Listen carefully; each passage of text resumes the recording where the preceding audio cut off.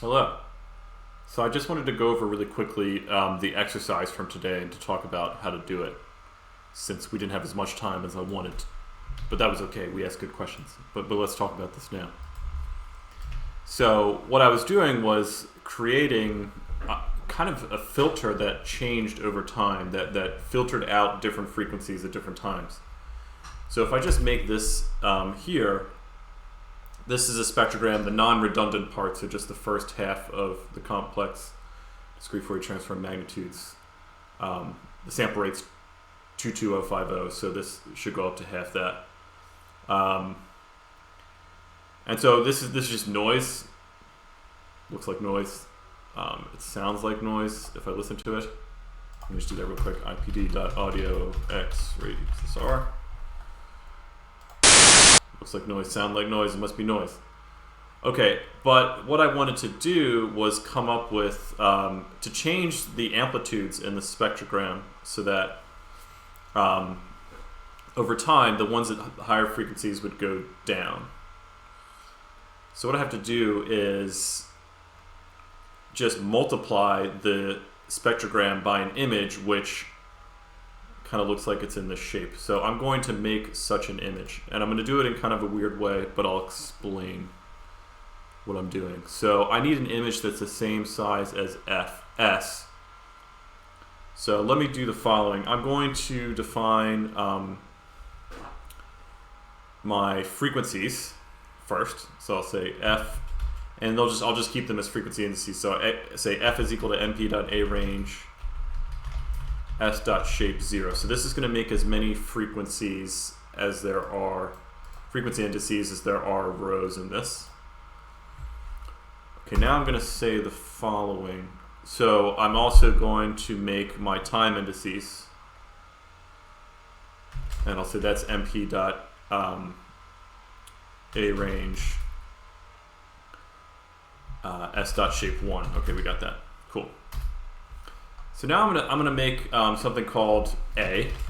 That's my coefficient. I'm gonna make this as, I'm gonna say e to the negative, let's say, so e to the negative t. So it's something that should taper off over time. But I'm gonna do something a little weird. So I'm gonna say I wanna put this along the row, and then I also want this to taper off more for higher frequencies. Okay, and then I'll just say over S dot shape 1. Let's just look at this for a second. And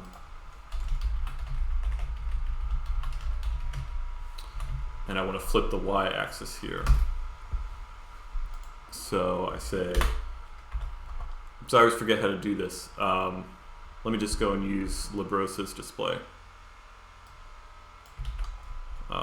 to display this. So say LaBrosa.display, spec show. So I just want to show what this image looks like. And that should be enough here. Okay, so this is a little bit extreme. It falls off very quickly. Let me divide by something smaller here, so it tapers off a little more gradually. Oh no, that went the wrong way. I need to divide by something larger. Okay, there we go. This kind of has the shape that I want. So what the heck did I do? This is something called broadcasting in NumPy. So what I did was, these are two one-dimensional arrays. One is for frequency, one is for time. I said put the time along the rows, put the frequency along the columns. So I'm saying time is along the rows. So it's just time is a single row. It doesn't have any more than one row. Goes through all the columns. Now I'm saying frequency goes through, changes through all the rows, but only has one column. And you put them together and you get this whole thing. All right, I don't have too much time to explain broadcasting. If it comes up again later, we'll talk more about it. But I more wanted to focus on, okay, so here's some really quick code. You could probably do this with a loop too if you wanted to, even a nested loop. If you wanted to make an image like this, I'm sure you could. I'm just gonna do it really quick here.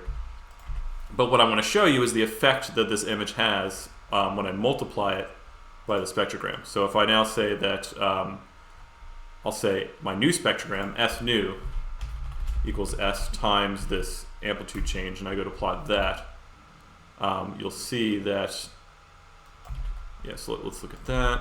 The spectrogram looks like this. Okay, so that's kind of what I wanted, right? Yeah, that's pretty close to what I was asking for. And when I invert it, what you'll hear is that the high frequencies of the noise start to drop out.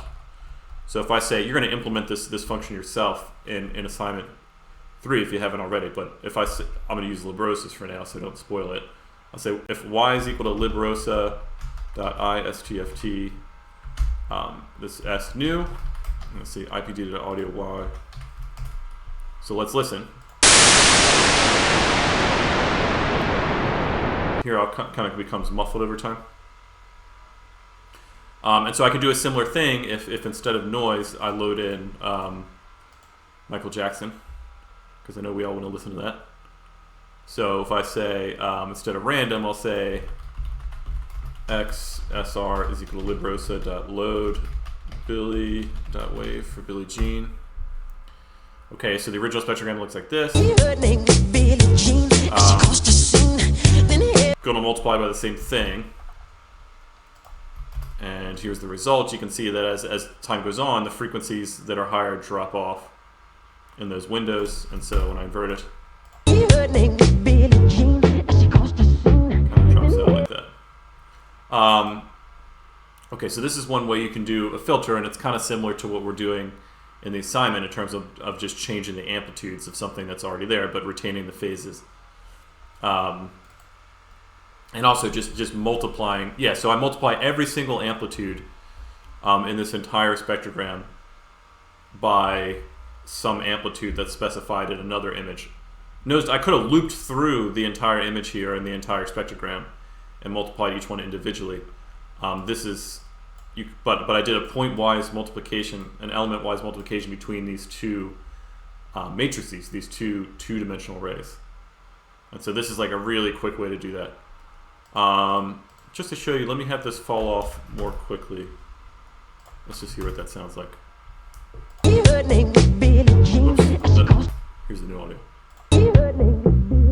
Okay, really dropped off. So anyway, that's fun to play with. But this is not the traditional way of designing these kind of filters. So I want to move on in a moment to something else called the Z transform, which I'll mention very briefly. It's sort of the cornerstone of digital signal processing. This is not a class on digital signal processing, but it's something I feel I need to go over just to give you a little bit of exposure, just so you can see. You can study it in gory detail in like grad school if you ever do that in electrical engineering. Okay, so let's move on to that now.